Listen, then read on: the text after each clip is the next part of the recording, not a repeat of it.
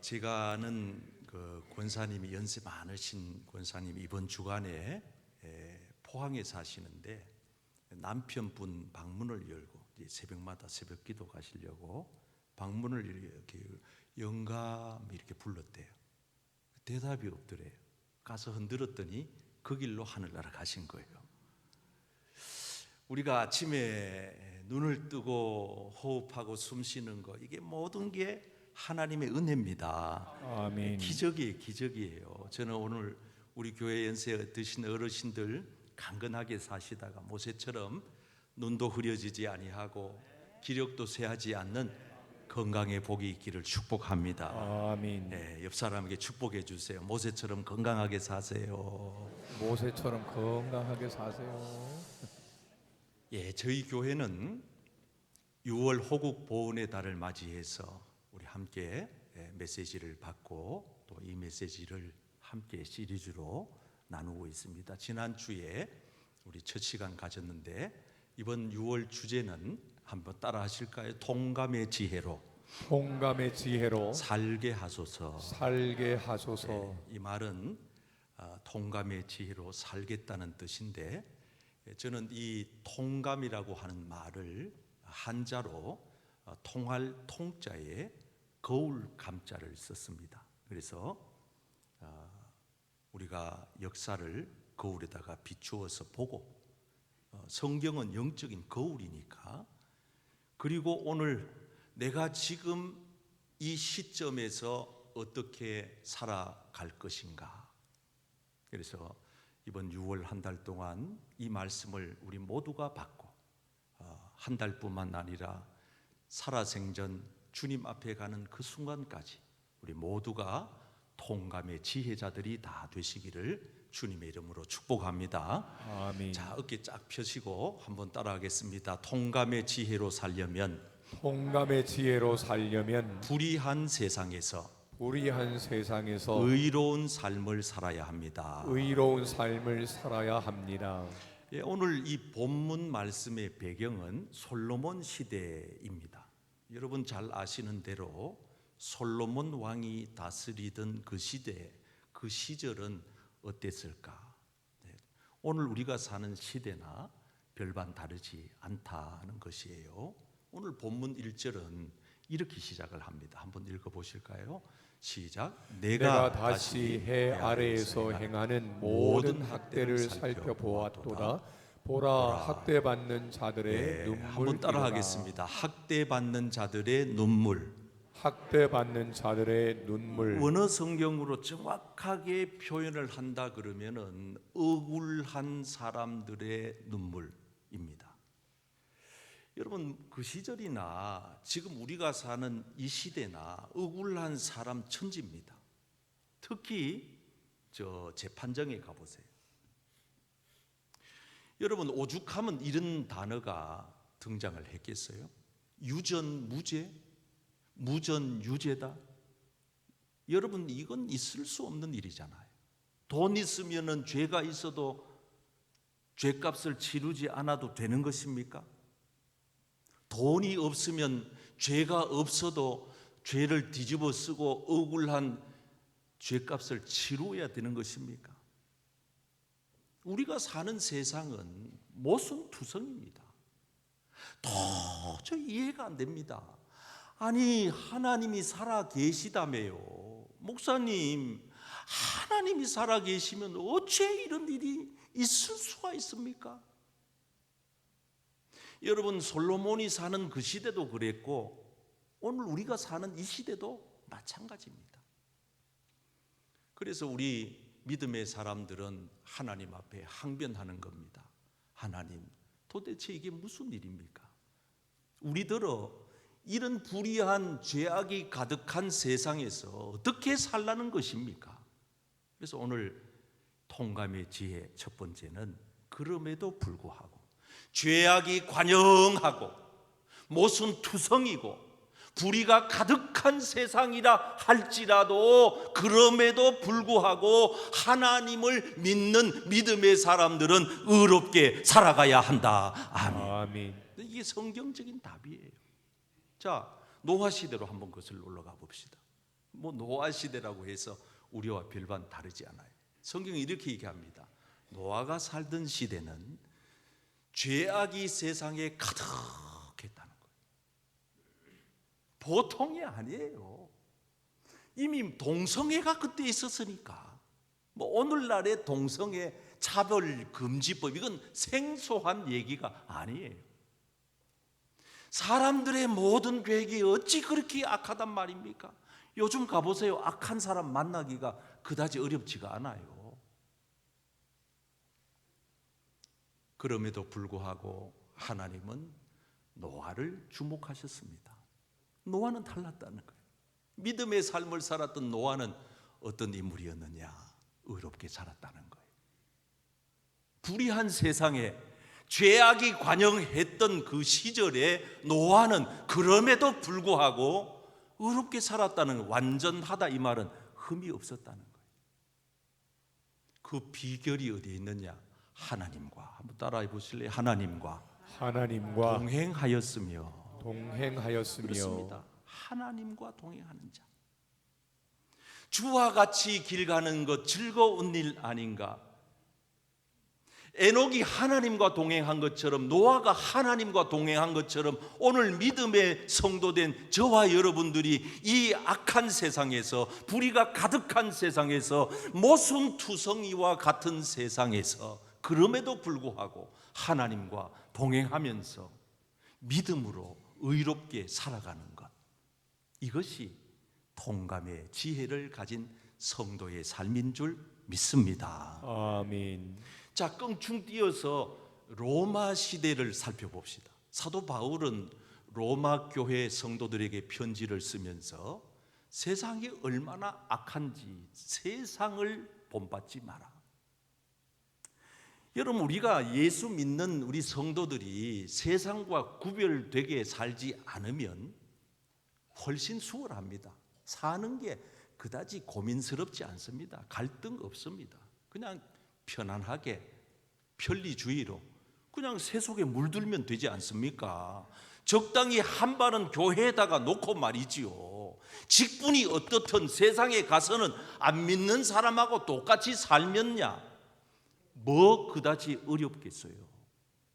그렇잖아요. 그러나 우리는 예수 믿는 사람인지라 그게 양심적으로 허용이 안 돼요. 세상에 나가가지고 세상 사람들하고 섞여 살지만은 우리는 같은 종류가 아니란 말이죠.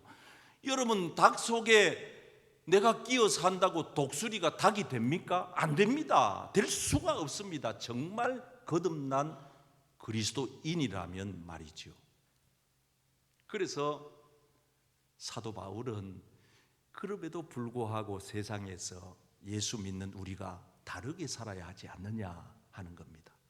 그래서 이렇게 제시합니다. 원수들이 혹 와가지고 막 배가 고프다, 막 먹을 걸 달라 그러면은 싹둑 자르지 말고, 그 원수지만은, 적군이지만은 그래도 배고프다는데 어떡하냐? 먹을 걸 줘라. 목마르다 하든 그러면은 좀 마실 걸 줘라. 이게 예수 정신이라는 거예요. 예수. 그래서 예수 믿는 사람들은요, 모순이 가득하고 불의가 가득하고 죄악이 관영한 이 세상에서 살아가는 비결이 뭐냐? 어떻게 살아야 되느냐? 악에게 지면 안 돼. 따라 하실까요? 악에게 지지 말고 선으로 악을 이기라. 아멘. 여러분, 선하게 살아가시기를 바랍니다. 아멘. 손해 봐요. 왕따 당해요. 세상 사람들 우리 무시해요. 바보라 해요. 괜찮아요.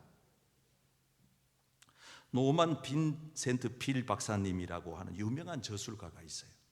이분이 어떻게 우리가 악을 이길까? 그것도 선으로. 그 비밀을 몇 가지 얘기하는데, 매일 기도하라는 거예요. 막 나를 미워하고 원수 같은 사람, 그걸 미워하고 막 이러잖아요. 그 맞대응하면 안 돼요. 그럼 지는 거예요. 기도해라. 일단은 이름 적어놓고, 그 다음에 그 사람이 어렵다고 소문을 듣거든 도우라는 거예요. 이야, 굉장하죠. 의식적으로 자꾸 칭찬하라는 거예요. 친절을 베풀어 보라는 거예요. 굉장한 예수 정신입니다. 이게 복음입니다. 이게 십자가예요. 눈에는 눈, 이에는 이 아니에요. 아니에요. 뺨 한 대 맞았어요? 괜찮아요. 하나 더 때리라고, 그냥 대놓고 때리라고 다른 쪽을 내미는 거지요. 옷 벗겨 달래요? 까짓 속옷까지 벗어줘 버리는 거죠. 오리 가재요? 그냥 까짓 심리까지 동의해 줘 버리죠. 여러분, 오늘 우리가 통감의 지혜자로 살려면 불의가 가득한 모순투성이인 세상일지라도 여러분만은, 우리 교회 성도님들만은 의롭게 살아가시기를 축복합니다. 아멘. 자, 한번 따라하겠습니다. 통감의 지혜로 살려면 통감의 지혜로 살려면 위로자가 없는 세상에서 위로자가 없는 세상에서 위로자의 삶을 살아야 합니다. 위로자의 삶을 살아야 자, 합니다. 오늘 말씀을 자세히 들여다보겠습니다. 1절. 이 세상에 억울한 사연을 안고 눈물을 펑펑 쏟아내는 사람들은 온 천지에 가득한데 가만히 가서 살펴보니 위로하는 사람은 없더라는 거예요. 나 눈물 흘리고 있는데 눈물 닦아줄 리가 없다는 거예요. 이게 그 시절의 사회 풍토였습니다. 오늘날도 마찬가지입니다. 그래서 하나님은 우리에게 내가 너를 위로할 터이니까 너도 그 위로 받았으니 이제 위로자로 살라는 거예요. 그래서 성경에 보면 우리의 모든 환난 중에서 우리를 위로하사 그랬어요. 하나님이 우리를 먼저 위로하신다는 거지요. 교회는 위로받으러 오는 건 맞아요. 근데 목적이 있어요. 여러분들이 위로받고 나면 위로자가 돼야 합니다. 아멘. 아멘. 그래서 환난 중에 있는 자들을 위로하게 하시는 이. 우리는 나만 은혜 실컷 받고 아멘 주여 할렐루야 찬송이 절로 나요. 아니에요. 은혜 받으셨어요? 복 받으셨어요? 여러분들에게 하나님께서 많은 물질의 복을 줬나요? 건강의 복을 줬나요? 자녀의 복을 줬나요? 많은 환경의 상황의 복을 줬어요. 그러면 복 받은 자로서 여러분들이 느껴야 할 사명, 책임감이 뭐예요? 이제는 그러지 못한 사람들을 향하여 눈을 돌려야 돼요. 주변에 살펴보세요. 사랑하는 성도 여러분, 위로에는 3가지 방법이 있어요. 첫째, 손으로 하는 거야. 자꾸 이렇게 위로의 글 쓰시고 자꾸 누군가인가 그 짧은 한 통의 메시지가 큰 위로가 돼요. 그 문자 가지고 남 상처 주는 말 쓰지 말고요. 2번째, 찾아가는 거예요. 누가 아프다 그러잖아요. 100번, 1000번 말만 해가지고는 안 돼요. 발걸음으로 병원에 가서 그냥 음료 하나 사들고 가서 기도해드리고, 집사님 힘내시라고, 하나님이 치료해 주실 거라고, 나도 아파봤는데 용기를 내시라고. 그 다음에 또 하나의 방법은 말로 하는 거예요. 말로. 그래서 이 위로라고 하는 말을 국어사전에 찾아보면은 아픔 당한 사람, 고통 당하는 사람을 찾아가서 말로, 따뜻한 말로 격려하는 거, 쓰다듬어 주는 거, 이게 위로라는 거예요. 사랑하는 성도 여러분, 오늘 우리 모두가 하나님의 위로받고 이 자리에 온 거 아니에요. 저와 여러분들이 이제부터는 위로자로 살아가시기를 축복합니다. 아멘. 옆 사람에게 주 안에서 위로합시다. 주 안에서 위로합시다. 한번 따라하겠습니다. 통감의 지혜로 살려면 통감의 지혜로 살려면 홀로 사는 세상에서 홀로 사는 세상에서 함께 사는 삶을 살아야 합니다. 함께 사는 삶을 살아야 합니다. 자, 오늘 본문 말씀은 이렇게 결론이 지어집니다. 2사람, 1사람, 계속 반복돼요. 2사람이 1사람보다 훨 낫네. 이렇게. 그 다음 절, 2사람이 함께 누우면 따뜻하네. 이렇게 얘기해요. 1사람 얘기 아니에요. 항상 2사람. 그 다음 절, 2사람 맞설 수 있다. 이래요. 1사람은 안 된다. 이래요. 그래서 이 3겹줄은 단단해서 끊어지지 않는다는 거예요. 이 뭘 얘기하느냐 하면은 하나님께서 사람을 만들어 놓고 이렇게 아담을 보니까 혼자 지내는 게 좋잖아 보여요. 이게 하나님의 본심이에요. 그래가지고 하나님께서 아담을 깊이 잠재우시고 그 갈비뼈로 여자 하와를 만들어가지고 그 옆에다가 갖다가 딱 돕는 배필로, 돕는 뭐예요? 지렛대로. 그래서 사람 인자를 한자로 이렇게 한 획을 긋고 옆에다가 딱 받추는 거예요. 혼자는 못 산다. 혼자는. 우리 인간은 혼자 살 수 없는 존재다. 하나님이 그걸 우리한테 말씀해 주는 거예요. 그래서 고독사가 무서운 거예요. 혼자 사시는 우리 어르신들 외롭다는 거 나는 100번 이해가 돼요. 우리나라의 은둔형 외톨이가 여러분 얼마인지 알아요? 서울에만 13만, 전국 단위로 60만이 넘는다 그래요.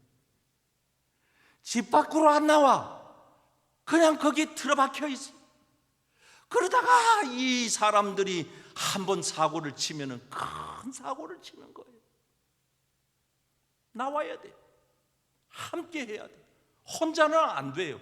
같이 있어야 돼. 같이. 여러분 요 며칠 동안 전 세계를 강타한 뉴스 보셨어요? 저 아마존에 밀림에 열대 우림 그 밀림에 경비행기가 한 대 가다가 추락했어요. 보세요. 여기 누가 탔냐 하면은 아빠, 엄마, 기장 그리고 그 집에 자녀 4명이 탔어요. 현장에서 기장하고 부모님 2분은 돌아가셨어요. 아이들 4명이 타고 갔는 사실은 있는데 가보니까 없어졌어요. 그래서 이 콜롬비아 정부에서 얘들은 살아있겠다. 찾아보자. 그래가지고 며칠을 찾았느냐? 40일을 찾아도 없어. 얘들이 없어요. 다 죽었다고 생각했죠. 저 열대, 저 밀림에 얼마나 저기에 생존율이 희박하겠어요. 근데 엊그저께 얘들이 4명 다 하나도 안 죽고 다 살아났어. 할렐루야, 할렐루야. 아니 이거는 정말 박수 쳐도 될 일이에요. 너무 감사하잖아요. 제일 막내가 몇 살이냐? 1살. 저 사고 당했을 때가 몇 개월째냐? 11개월째. 40일 동안 실종 상태에서 도를 맞이했네. 저 아이가요 4명이 어떻게 살았느냐? 제일 맞이가 13살인데 누나예요. 얘가 동생들을 이게 그러니까 훈련이 중요해요. 생존 훈련을 받았대. 얘가 큰애가. 그래가지고 동생들을 어떻게 하면은 살릴까? 그럼 또 어떻게 살았느냐? 콜롬비아 정부에서 분명히 애들이 사라진 걸 보니까 살아있다. 그러니까 전 군대를 동원해가지고 비상식량을 낙하시킨 거예요. 그 우림 지역에 막 떨어뜨리고 애들이 그걸 주워 먹고 1살짜리가 12개월밖에 안 된 애가 어떻게 40일을 살아요? 기적이다, 기적이다. 그래서 지금 전 세계가 흥분하는 거 기적이다. 함께 해야 돼요. 여러분 혼자 있지 마세요. 외로우십니까? 교회 오세요. 힘드십니까? 콜하세요. 구역장을 부르고 장로님을 찾고 목회자를 찾고 이웃에 있는 사회복지사를 찾고 혼자가 여러분들은 혼자가 아니에요. 성령님이 같이 계세요. 아멘. 주변에 많은 좋은 분들이 계세요. 아멘. 그분들의 도움을 파라클레토스, 성령을 파라클레토스, 파라라고 하는 전치사는 곁으로라는 뜻이에요. 이 성령을 잘 아셔야 돼. 성령 곁으로 파라. 그 다음에 클레토스, 위로자. 그러니까 이 성령님은 어떤 분이시냐? 위로자라는 거예요. 위로자라는 거예요. 다른 말로 하면은 우리 하나님 잘 믿으면 위로받고 산다 그 말입니다. 아멘. 교회 나오니까 얼마나 좋아. 교회. 만약에 오늘 여러분들이 교회 안 나오면 어디로 가서 이런 위로를 받겠어요? 어디 가서 이런 위로를 받겠어요? 저 미국에 참 유명한 그 타임즈, LA 타임즈에서 그 기자가 한국인들을 조사를 했는데 이 장단점을 조사해가지고 발표했어요. 참 고마워요. 근데 이 단점은 우리 생각해 봐요. 장점은 뭐냐? 우리 경제 생활은 유대인을 능가한다. 대단합니다. 우리나라 사람들은요, 잡초 근성이 있어가지고 어디 갖다 놔도 살아. 우리는 맨땅에 헤딩해서도 살아. 무조건 세탁소를 하든지 뭘 알바를 하든지 투잡 쓰리잡을 해서 우리는 살아. 그래가지고 자녀들을 컸더니 미국 사람보다 더 좋은 대학에 보내. 하버드, 예일, 프린스톤 다 유명한 대학 다 보내. 우리나라 사람들은 어디 가든지 교회 다 지어. 그래서 전 세계 어디 가도 조그마한 부족에 가도 한국 국기 있고 교회에 십자가 걸려 있어요. 그런데 이 기자가 마지막에 우리에게 아주 중요한 것 한 가지 사실을 얘기해. 단점이 있다. 그게 뭐냐? 잘 싸운다. 이걸 잘 귀담아 들어야 돼요. 그래서 자녀 교육, 사교육, 여러분 딴 거 하나도 필요 없어. 부부가 싸우지만 않으면 여러분 자녀들은 시온의 대로가 열려져 버립니다. 아멘. 아멘. 아멘. 교회 부흥 아무 관계 없어. 교회는 싸우지만 않으면 하나님의 교회는 부흥됩니다. 아멘. 아멘. 우리나라 대한민국 아무리 경기가 안 좋고 불경기라도 저 위에 계신 어르신들만 안 싸우면 우리나라는 돼요. 저 국회 여의도 의사당에 맨날 멱살 잡고 싸우니 되냐 말이, 이 나라가 되냐 말이에요. 그래가지고 애들이 배우는 거는 싸우는 것만 배웠으니까 지도 국회의원 되면 또 똑같은 일을 하는 거예요. 안 돼요. 부부가 싸우면 안 돼요. 교회 싸우면 안 돼요. 국가 싸우면 안 돼요. 하나가 돼야 합니다. 아멘. 그래서 우리가 하나가 되려면 비밀이 있어요. 보세요. 어떻게 해야 되는지 한번 읽어봐요. 시작. 자기 주장만 내세우면 안 됩니다. 앞선 사람은 뒤에 뒤에 처진 처진 사람을 사람을 격려해야 합니다. 지도자를 중심으로 같은 같은 방향으로 방향으로 가요. 가야 합니다. 한번 따라합시다. 같은 방향으로. 같은 방향으로. 성경에도 있어요. 성경에도 고린도 교회가 하도 싸우니까 바울이 이렇게 해서 제발 좀 같은 말을 해라. 두 번째, 같은 마음을 품어라. 세 번째, 같은 뜻을 지녀라. 이 세 가지 같은 뜻, 같은 마음, 같은 생각. 사랑하는 성도 여러분, 통감의 지혜로 이 한 주간도 잘 살아내시기를 축복합니다.